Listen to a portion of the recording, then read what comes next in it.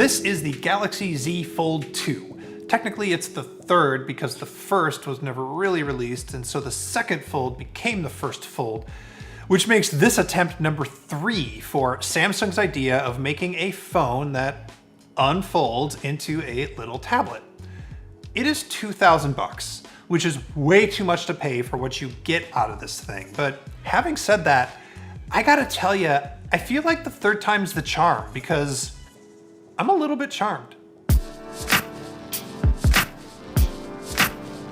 There are two ways to talk about the hardware on the Z Fold 2.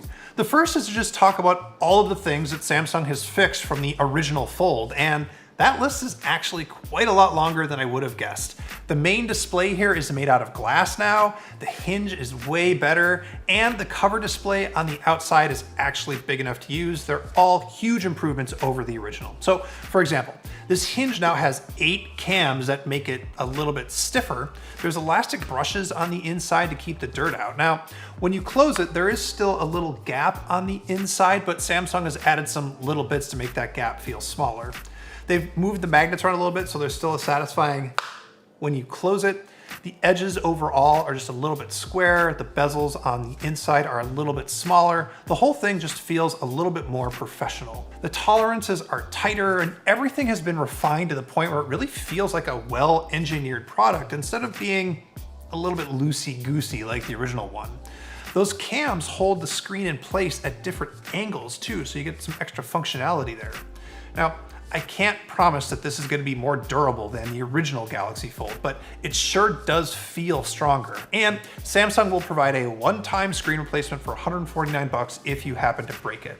Now, the other way to talk about the hardware on the Z Fold 2 is to just point out that it's still a really unfamiliar object to carry around for most of us. When it's closed, it is this super thick and super heavy oblong stick remote kind of thing. I don't care what your pockets look like or what pocket you put this in, you're gonna feel it. It's just a weird big object. But when it's open, you get this very good, very big 7.6-inch screen.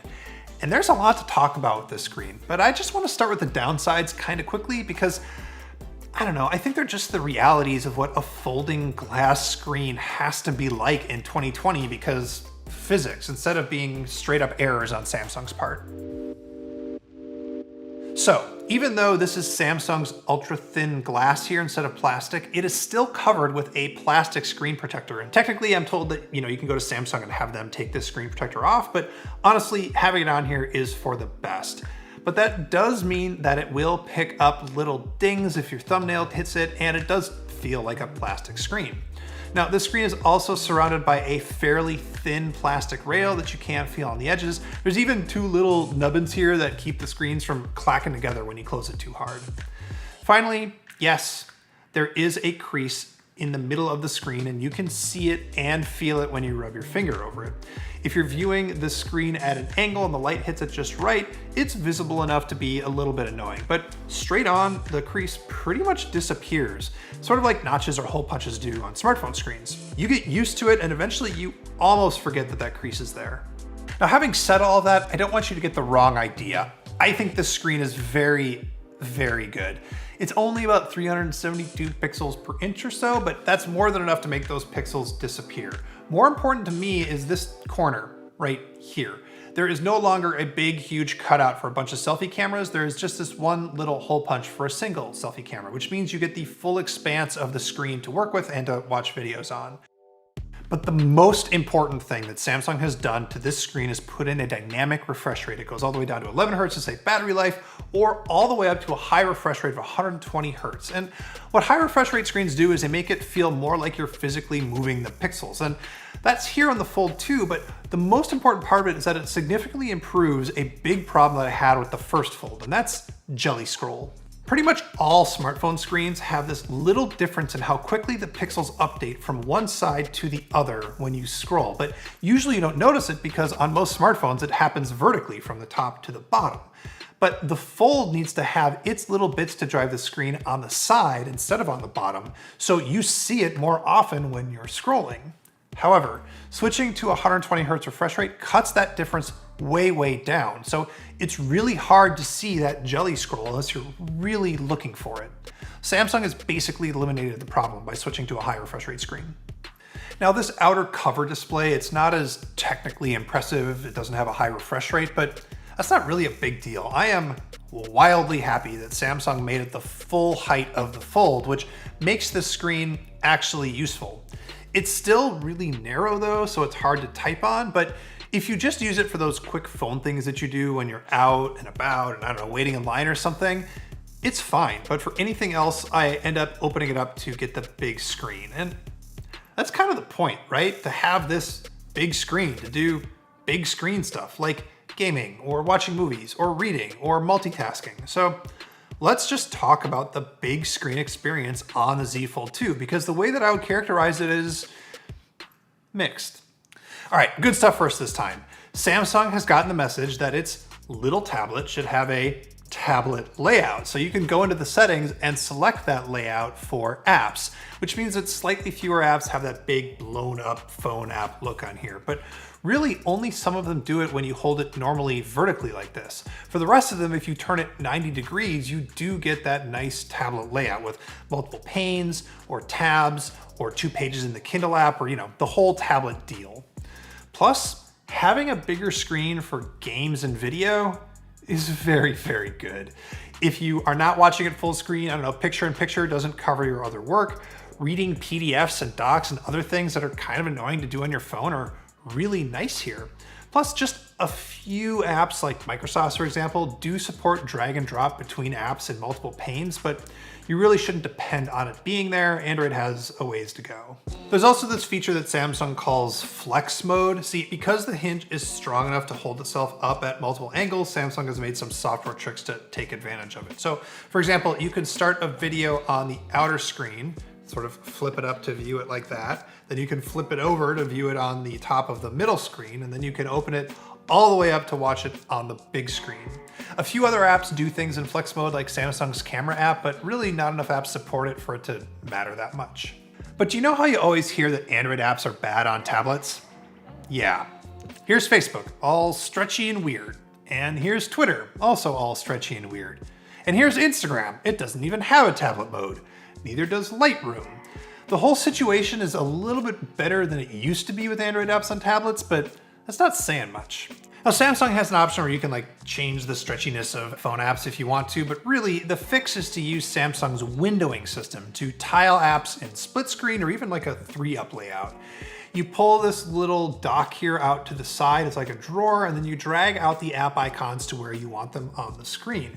It works really well. You can even drag apps out into the middle of the screen to make them into little pop-up windows that can then reduce down into a bubble. You can swap apps around in their panes with these little bars. You can even save combos of apps that you use often together, so you can just open up both apps with a single tap. There's a small problem with this system though. Notice that I said you use Samsung's windowing system, not Google's. Android is dumb about multi-window systems. All of this multitasking stuff is something that Samsung had to build itself on top of Android, and it does work pretty well, but you can also tell that it's like a layer above what the system understands. Plus, Samsung's system is completely different from how LG handles multi-windows or how Microsoft does it with the Surface Duo.